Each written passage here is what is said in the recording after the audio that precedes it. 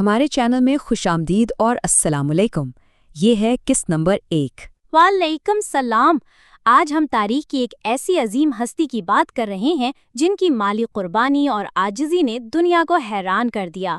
خلیفہ اول حضرت ابو بکر صدیق رضی اللہ عنہ کی زندگی ایک ایسا سفر ہے جس کی کوئی دوسری مثال نہیں ملتی۔ بالکل، اور یہاں ایک بے حد طاقتور سوال ذہن میں ابھرتا ہے۔ ایک ایسا انسان جس کے پاس 40,000 درہم جیسی خطیر رقم ہو، وہ اس دنیا سے اس حال میں کیسے رخصت ہوا کہ ان کے پاس تقریباً کچھ بھی نہیں تھا؟ یہ بات واقعی حیران کر دینے والی ہے نا۔ آج ہم اسی مالدار تاجر کی کہانی پر بات کریں گے جنہوں نے اپنی مرضی سے اپنا سارا مادی اثاثہ غریبوں اور مظلوموں کے لیے قربان کر دیا۔ یہ ایک ایسا سفر ہے جو سیدھا دل پر اثر کرتا ہے۔ میزبان الف، تو اس سفر کا آغاز کرتے ہیں حصہ اول سے، ابتدائی زندگی اور اسلام۔ قریش کے معزز تاجر حضرت ابوبکر رضی اللہ عنہ 573 عیسوی میں قریش کی شاخ بنو تیم میں پیدا ہوئے، اور وہ اپنے قبیلے میں بے حد معزز تھے۔ ان کی دیانتداری کا یہ عالم تھا کہ لوگ اپنا مال ان کے پاس امانت کے طور پر رکھتے تھے۔ وہ مکہ کے بہت ہی کامیاب اور قابل اعتبار تاجر مانے جاتے تھے۔ میزبان الف، ذرا اس زبردست تبدیلی پر غور کریں۔ ایک طرف ان کی اسلام سے پہلے کی مالدار اور بااثر حیثیت تھی، اور دوسری طرف ان کا وہ عظیم اعزاز کہ انہیں بالغ مردوں میں سب سے پہلے اسلام لانے کی سعادت ملی۔ بالکل ایسا ہی ہے۔ ان کی سچائی کی تلاش اور ایماندار کردار نبی کریم صلی اللہ علیہ وسلم کے پیغام کے ساتھ اتنا ہم آہنگ تھا کہ جب ان کے سامنے اسلام پیش کیا گیا تو انہوں نے بغیر کسی ہچکچاہٹ کے اسے فوراً قبول کر لیا۔ انہیں ایک لمحے کے لیے بھی سوچنا نہیں پڑا۔ اور اب ذرا اس عدد پر غور کریں، 40,000 درہم۔ یہ وہ خطیر رقم تھی جو اسلام لانے کے وقت ان کی کل دولت تھی۔ ذرا تصور کریں، اس زمانے کے لحاظ سے یہ کتنی بڑی دولت تھی۔ یہ کوئی معمولی رقم نہیں تھی، اور یہی وہ دولت ہے جس نے ان کی ناقابل یقین سخاوت کی بنیاد رکھی۔ اتنی بڑی دولت کے باوجود ان کے دل میں دنیا کی محبت بالکل بھی نہیں تھی۔ انہوں نے یہ سب کچھ اعلیٰ مقاصد کے لیے وقف کرنے کا پکا ارادہ کر لیا تھا۔ میزبان الف، اب ہم آتے ہیں دوسرے حصے کی طرف، مظلوموں کے لیے مالی قربانی اور اللہ کی راہ میں خرچ کرنا۔ اسلام قبول کرنے کے بعد تو جیسے ان کی زندگی کا مقصد ہی بالکل بدل گیا۔ صحیح کہا۔ انہوں نے دولت کو کبھی اپنی ذات تک محدود نہیں رکھا۔ ان کے نزدیک مال اللہ کی رضا حاصل کرنے اور غریبوں کی مدد کا ایک ذریعہ تھا۔ جب مکہ میں نئے مسلمانوں پر ظلم و ستم شروع ہوا تو انہوں نے اپنا مال ان مظلوموں کی حفاظت کے لیے پانی کی طرح بہا دیا۔ 7,000 درہم، یہ ان کی سخاوت کی ایک اور حیران انگیز مثال ہے۔ ذرا سوچئے، اتنی بڑی رقم انہوں نے ایک ہی نشست میں خرچ کر ڈالی۔ سچ مچ ایک ہی وقت میں 7,000 درہم خرچ کر دینا کوئی چھوٹی بات نہیں ہے۔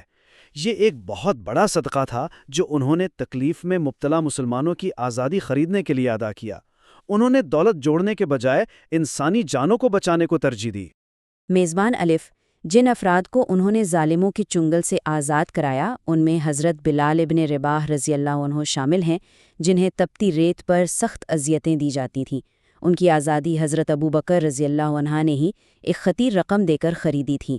میزبان بے، اسی طرح حضرت عامر بن فہیرہ رضی اللہ عنہ، جنہوں نے بعد میں ہجرت کے سفر میں نبی کریم صلی اللہ علیہ وسلم اور حضرت ابو بکر کے ساتھ بہت اہم کردار ادا کیا۔ اس کے علاوہ لبینہ اور نہدیہ جیسی مظلوم خواتین کو بھی انہوں نے اپنی دولت سے آزاد کرایا۔ یہ ان کی غریب پروری کی ایک عظیم و شان داستان ہے۔ یہ تاریخی سفر واقعی آنکھیں کھول دینے والا ہے۔ 610 عیسوی میں ان کے پاس 40,000 درہم کی خطیر رقم تھی۔ پھر 622 عیسوی میں ہجرت کے وقت یہ رقم کم ہو کر 5,000 رہ گئی، اور پھر 630 عیسوی یعنی غزوہ تبوک کے موقع پر ان کے پاس تقریباً کچھ بھی نہیں بچا تھا۔ انہوں نے اپنا سارا مال، اپنے گھر کا سارا سامان اللہ کی راہ میں دے دیا اور اپنے گھر والوں کے لیے صرف اللہ اور اس کے رسول کی محبت چھوڑا ہے۔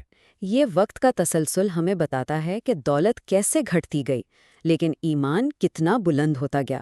میزبان الف، تیسرا حصہ، دور خلافت میں سادگی، ایک عاجز رہنما۔ نبی کریم صلی اللہ علیہ وسلم کے وصال کے بعد ان کا پہلا خلیفہ منتخب ہونا ایک بہت ہی بھاری اور جذباتی مرحلہ تھا۔ واقعی اس وقت امت مسلمہ کے لیے ایک بہت بڑا بحران تھا، لیکن حضرت ابو بکر نے اس نازک موڑ پر امت کو متحد کیا، اور پوری اسلامی دنیا کے سب سے بڑے رہنما ہونے کے باوجود وہ انتہائی عاجز اور زمین سے جڑے رہے۔ ان کی زندگی میں کوئی شاہانہ ٹھاٹ باٹ نہیں تھا۔ میزبان الف، اور یہ حقیقت جان کر واقعی حیرت ہوتی ہے کہ وہ خلیفہ جو پوری اسلامی ریاست کا سربراہ تھا، اپنی روزی کمانے کے لیے بازار میں کام کرتا تھا۔ میزبان بے، یہ بات سچ مچ دنگ کر دینے والی ہے۔ اسلامی ریاست کا سب سے طاقتور انسان بننے کے باوجود انہوں نے ابتدا میں یہی ضد کی کہ وہ بازار میں اپنی عام تجارت جاری رکھیں گے تاکہ اپنے خاندان کا پیٹ پال سکیں۔ انہیں اس بات کا ذرا بھی غرور نہیں تھا کہ وہ اب اتنی بڑی ریاست کے حکمران ہیں۔ وہ اپنے ہاتھوں سے محنت کرنے کو ہی ترجیح دیتے تھے۔ میزبان الف، ذرا اس عظیم تضاد پر غور کیجیے۔ ایک طرف وہ وسیع و عریض اسلامی ریاست کے حکمران ہیں، اور دوسری طرف وہ ریاست سے صرف ایک انتہائی معمولی سا وظیفہ لیتے ہیں۔ میزبان بے، اور وہ وظیفہ بھی انہوں نے صحابہ کرام کے بے حد اصرار پر مجبوری میں قبول کیا تھا تاکہ وہ ریاستی امور پر اپنا پورا وقت دے سکیں۔ اور وہ وظیفہ تھا کتنا؟ صرف اتنا کہ جس سے بنیادی خوراک اور ایک سادہ سا لباس خریدا جا سکے۔ اس سے زیادہ ایک پیسہ بھی انہوں نے اپنے لیے جائز نہیں سمجھا۔ یہ تاریخ کا ایک بے مثال نمونہ ہے۔ میزبان الف، چوتھا حصہ، قرآن پاک کی تدوین اور مقدس کلام کی حفاظت۔ ان کی مالی قربانیوں اور سادگی سے ہٹ کر یہ ان کا ایک بے حد عظیم کارنامہ ہے۔ جی بالکل، یہ مسلمانوں کے لیے ان کی ایک ایسی یادگار خدمت ہے جس کا اثر آج تک قائم ہے۔ انہوں نے بکھرے ہوئے قرآنی نسخوں کو ایک جگہ جمع کرنے کا وہ مبارک کام شروع کیا جس نے مقدس کلام کو ہمیشہ کے لیے محفوظ کر دیا۔ یہ ان کی زبردست دوراندیشی تھی۔ میزبان الف، اس عظیم کام کی شروعات حضرت عمر رضی اللہ عنہ کے مشورے سے ہوئی، جب انہوں نے جنگ یمامہ میں بہت سے حفاظ کے شہید ہونے کے بعد قرآن کو جمع کرنے کی ضرورت پر زور دیا۔ میزبان با، پھر انہوں نے ایک انتہائی ماہر اور نوجوان قاری حضرت زید بن ثابت رضی اللہ عنہ کو اس اہم کام کے لیے منتخب کیا۔ انہوں نے پتوں، ہڈیوں اور پتھروں پر لکھے ہوئے کلام کو انتہائی احتیاط کے ساتھ جمع کیا اور اسے ایک واحد شکل میں محفوظ کر دیا۔ یہ ان کے دین سے محبت اور ذمہ داری کے احساس کی ایک شاندار مثال ہے۔ میزبان الف، پانچواں حصہ، آخری وصیت اور رحلت۔ وہ عظیم ہستی جس نے پیچھے صرف کامل ایمان چھوڑا۔ اب ہم ان کی زندگی کے آخری ایام کی طرف بڑھتے ہیں۔ میزبان بے، 8 اگست 634 عیسوی کو وہ بیمار پڑ رہے، اور یہ بات کتنی جذباتی ہے کہ انتقال کے وقت ان کی عمر بالکل 63 سال تھی، بالکل اتنی ہی عمر جتنی نبی کریم صلی اللہ علیہ وسلم کی وفات کے وقت تھی۔ یہ ان کے درمیان روحانی تعلق اور بے پناہ محبت کا ایک انوکھا پہلو ہے۔ اور پھر یہ ہندسہ 6000، یہ واقعی کوئی عام ہندسہ نہیں ہے۔ یہ ان کے آخری لمحات کی ایک ایسی حیران کن کہانی بیان کرتا ہے جو دنیا کی تاریخ میں کم ہی ملتی ہے۔